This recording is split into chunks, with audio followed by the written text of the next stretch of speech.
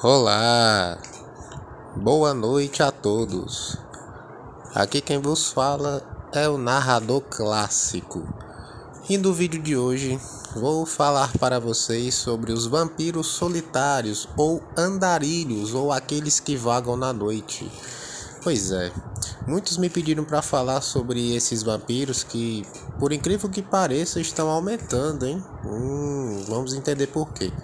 Então, se você gosta desse canal, gosta do trabalho que eu faço aqui, já se inscreva, deixa o seu like, compartilhe esse vídeo e, se você quiser apoiar de uma forma ainda mais intensa, se torne membro deste canal. Pois é, tem um botão aqui embaixo na descrição, né, por aqui, né, embaixo desse vídeo, onde você pode se tornar membro do canal, onde vai ter conteúdo exclusivo. Vou estar mencionando seu nome aqui no canal, vou estar colocando aqui materiais, né, que eu não posso estar lançando aqui no YouTube por questões aqui das diretrizes da comunidade, mas que eu posso estar colocando aqui nesse material desse lado B, por assim dizer, né? O lado B deste canal. Então, né, se você gosta, se você apoia esse meu trabalho, por gentileza, peço que se inscreva. E deixando aqui um salve, né? No caso aqui para o nosso, né? A gente teve aqui no canal, por incrível que pareça, pessoal, tivemos aqui uma pessoa que assinou, né? No caso que virou membro aqui do canal, né? Que assinou aqui o nosso fã-clube, por assim dizer, aqui do canal do Narrador Clássico, tá? No caso, o nosso membro é o Lucas. Vai mandar um salve aí para o Lucas Félix, né? Salve para você aí, nosso primeiro membro do canal. Então, se você desejar, faça parte aqui dessa comunidade. Enfim, já me alonguei demais, fiz muita propaganda e vamos para o vídeo. Andarilhos ou vampiros solitários. Esse termo ele era muito utilizado no passado, pessoal, muito antigamente. Mas quando eu falo antigamente, é antigamente mesmo, quando nem existia televisão, tá? Os vampiros eles viviam de uma forma bem diferente do que vivem atualmente. Hoje em dia, digamos que a comunidade vampírica se adaptou aos novos tempos, né? Teve que se adaptar, todos tivemos que nos adaptar, mas principalmente os seres sobrenaturais, obviamente. Você não pode andar por aí tendo hábitos do século XVIII, XIX, é impossível, você seria completamente exposto. Então, quando as famílias tomaram a decisão de não agregar mais pessoas, né, depois do Tratado de 1910, muitos vampiros decidiram que era melhor guiar-se sozinhos, né? Não queriam, não concordavam com certas regras que as famílias impunham e optaram por deixá-las, certo? Por trilhar o seu caminho sozinhos, por criar suas próprias famílias, por assim dizer. Esse costume era visto aí com um certo desdém, uma certa estranheza pelos anciãos, pelos príncipes dos clãs e principalmente pela comunidade como um todo. A organização não gostava disso, né, desse tipo de atitude. E no começo, esses vampiros que optavam por deixar os clãs eram perseguidos, muitas vezes eram tirados, tinham seus direitos tirados, seus títulos de nobreza eram retirados e as suas riquezas também. Esses vampiros eram deixados aí na miséria, por assim dizer, a viver pela própria sorte. E no começo era muito complicado. Muitos desses vampiros se abrigavam em cemitérios, em funerárias, em locais onde eles poderiam se camuflar de uma forma que não chamasse tanta atenção. Então, antigamente era bem comum você chegar em cemitérios, né, para visitar os seus entes queridos e você encontrar um vampiro escondido no jazido do seu parente. Isso não era algo incomum. Mas para disfarçar, eles falavam que era um morador de rua, diziam que era uma pessoa com problemas mentais, mas não era um vampiro que estava ali porque não tinha para onde ir, tá? Por incrível que pareça, existiu vampiro sem teto. Olha só que loucura, isso existiu. Então, pessoal, era muito comum esse tipo de prática. Mas com o passar do tempo, os anciões foram percebendo que alguns vampiros realmente não se encaixam, não conseguiam se encaixar nas regras que as famílias estipulavam. Porque eu não sei se vocês sabem, muitos aqui ficam me mandando mensagem: narrador, quero ser transformado, é o sonho da minha vida e blá blá blá. Mas vocês não entendem que essa vida vampírica, ela é cheia de regras, pessoal. É como você entrar para a polícia, é como você ser aprovado no concurso público. Você tem que seguir toda uma cartilha aí. É como eu, por exemplo, aqui no YouTube, né, como criador de conteúdo, tenho que seguir uma série de regras aqui das diretrizes da comunidade para poder postar vídeo para vocês. E com o vampiro é a mesma coisa. Uma vez que ele adentra a sociedade vampírica, ele tem que seguir uma série de regras. E essas regras são muito chatas. Tem coisas ali que chegam a ser absurdas de tão chatas, tá? E nem todo mundo tem saco para isso. Essa é que é a verdade. No vampiro, assim como você, que um ser humano que está assistindo esse vídeo, tem frustrações, tem senso de humor, tem seus limites, tem sua paciência, sua cota de paciência. E tem vezes que ela acaba, né? Tem vezes que a paciência falta e o vampiro decide sair, chutar o balde e sair mesmo ali das regras do clã, sair da família. Mas essa é uma decisão que custa caro, tá, pessoal? Quando o vampiro decide ir embora, ele tá abrindo mão de tudo, de todo tipo de vínculo que ele tem com aquela casa, com aquela família. Ele tá abrindo mão da riqueza, ele tá abrindo mão do título de nobreza. Título de nobreza no vampirismo é como o título de nobreza antigo que os nobres tinham na Europa, muito comum, certo? Que uma pessoa de sangue azul, como era chamado, ela herdava esse título de nobreza se ela nascesse de uma família nobre, certo? E quando você entra na sociedade vampírica, você se torna um nobre. Um nobre no sentido de pureza de sangue, de conhecimento, de poderes, de transmutação física, porque você deixa de ser humano e se torna um ser sobrenatural.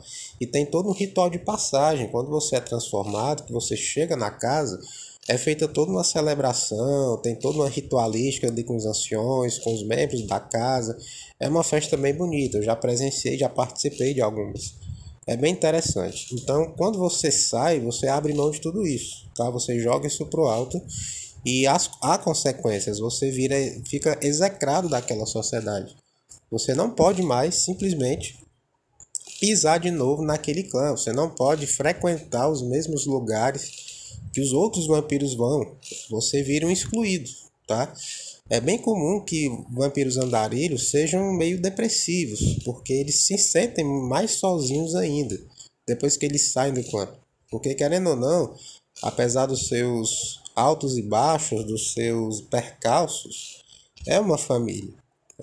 São seus semelhantes. Então você se isolar é complicado. Mas o que é que acontece? Geralmente esses vampiros se tornam matadores de aluguel, se tornam aí pessoas, acabam se enveredando pelo lado obscuro. Eu não vou citar aqui certas coisas pro YouTube não censurar esse meu vídeo, mas vocês já entenderam, né? Os caras vão pro lado mais obscuro da coisa. Muitos entram nas drogas, muitos entram na prostituição, principalmente vampiros, tá? E muitos também acabam aí fazendo coisas muito enojáveis para poder se manter, para poder ter uma ocupação e não sucumbir aos problemas psicológicos que você desenvolve com esse isolamento, certo? Fora também que eles são caçados, ainda tem de brinde ainda você ser perseguido pelos guerreiros da noite, pelos próprios anciões que não aceitam esse tipo de rejeição, veem como uma afronta direta à hierarquia e também à nobreza da sociedade vampírica. É bem complicado você sobreviver dessa forma. Muita gente estava me perguntando se aquele filme Anjos da Noite, se o que a Celine fez ali, se isso acontece. Pessoal, acontece, tá? Claro que não daquele jeito, não com aquela cinematografia toda, aquela parafernália, bala, chuva de bala. Pra onde a mulher vai, chuva de bala. Parece até que onde ela vai, ela leva junto os revólveres ali, leva todo mundo junto. Não é daquele jeito, tá? Claro que tem a perseguição, tem ali toda a guerra interna, aquilo é real, tá? Eu não sei como é que os caras conseguem acesso a certas informações, mas aquela guerra interna é real, certo? As famílias brigam entre si por questões de poder, território, presas, por questões de invasão de território. Então isso acontece. E os renegados, como hoje em dia o pessoal chama renegado, né? Mas antigamente eram os andarilhos. Mas os renegados, eles não têm nenhum lado, eles jogam por si próprios. Então, num tipo de guerra, muita gente me pergunta, narrador, se tiver uma guerra aí entre os seres sobrenaturais, entre os vampiros e outras coisas, como é que vai ser? Pessoal, vai ser como qualquer guerra que você presencia. Vai ter muita morte, o que é muito triste. Vai ter muitos vampiros mortos também, porque são efeitos colaterais. E provavelmente um clã vai sair vencedor, vai sair soberano no meio de toda essa guerra. Provavelmente eu acredito que seria aí o clã Brasov, né? Porque eles têm o maior poder aquisitivo. Mas enfim, isso é papo para outro vídeo. Voltando aqui a essa temática.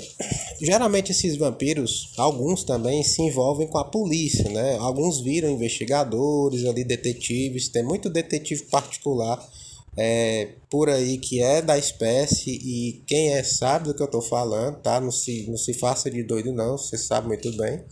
Que gosta de se enveredar por esse tipo de trabalho porque pode fazer aí o seu horário, se torna um autônomo, né? Muitos também acabam se tornando escritores, outros se tornam coveiros, alguns vão trabalhar, como eu falei, em funerária, viram agente funerário para poder se misturar ali no meio dos cadáveres, enfim, isso acontece bastante.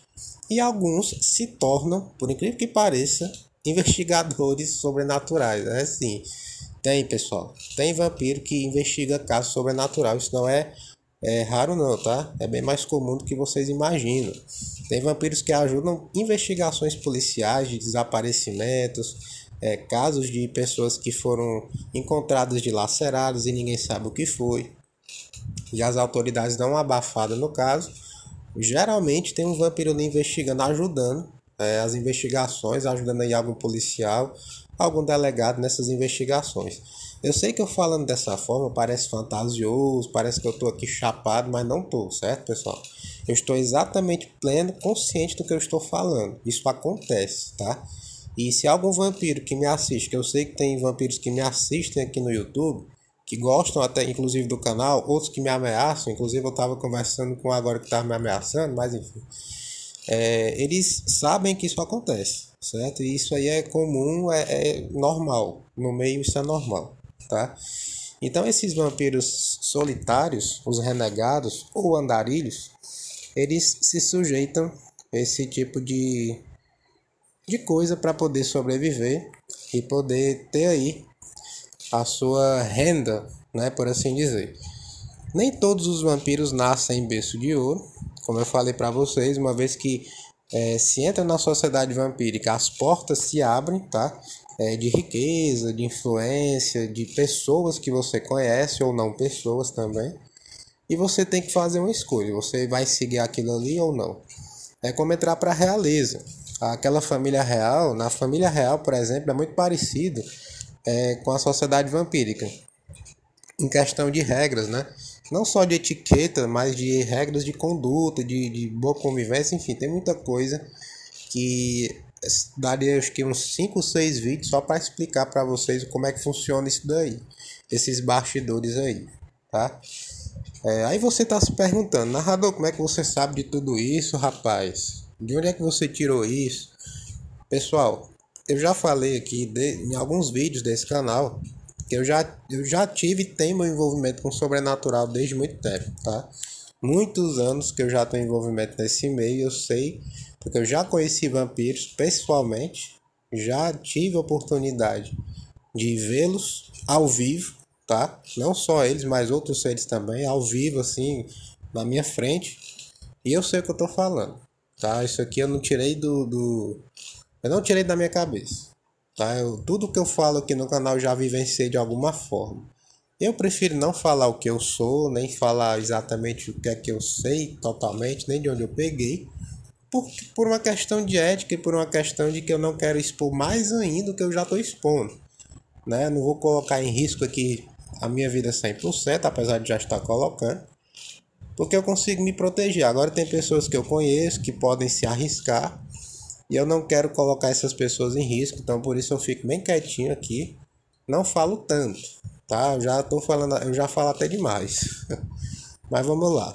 Esses vampiros, pessoal, eles não têm um clã, como eu falei. Alguns se organizam ali e fazem uma espécie de sociedade, mas para coisas eventuais, para tentar se equilibrar de novo, fazer suas ritualísticas, suas cerimônias, nada demais. E é muito comum você ver esses vampiros transitando normalmente por aí. Muito provavelmente você que me assiste já cruzou, já passou aí por algum vampiro desse e nem percebeu, né? Nem percebeu que passou por eles. Por quê? Porque o pessoal tá sempre esperando ver o Lestat, o pessoal tá sempre esperando ver o Louis, o pessoal tá sempre esperando ver a Celine, o Blade, toda essa galera dos filmes. Aí é complicado, né, pessoal? Vocês querem ter contato com seres sobrenaturais, que esperando ver o ator.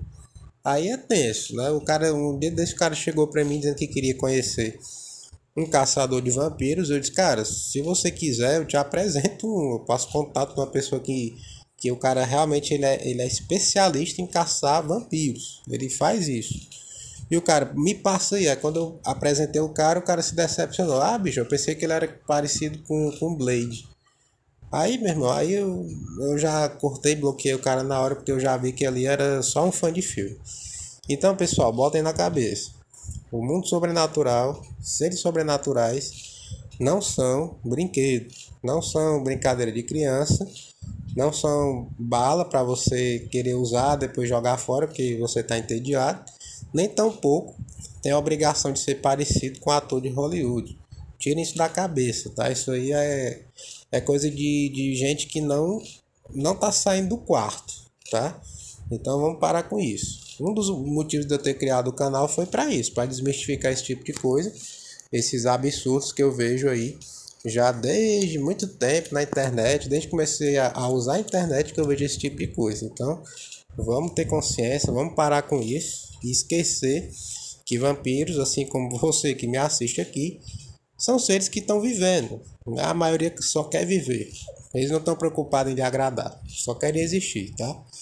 Enfim, pessoal, esse foi o vídeo de hoje. Acabei meio que filosofando e desabafando aqui, mas é necessário. Então, se você gostou desse vídeo, se inscreve, deixa o like, compartilha, tá? Isso ajuda demais aqui o meu trabalho. E se você quer ajudar mais ainda o canal, vira membro aí, que é um valor tão irrisório, ninguém vai virar mendigo não, tá? Se inscreve aí, tá? Enfim, pessoal, esse foi o vídeo de hoje. É com essas palavras românticas que eu vou deixando vocês agora. E até breve, meus pequenos.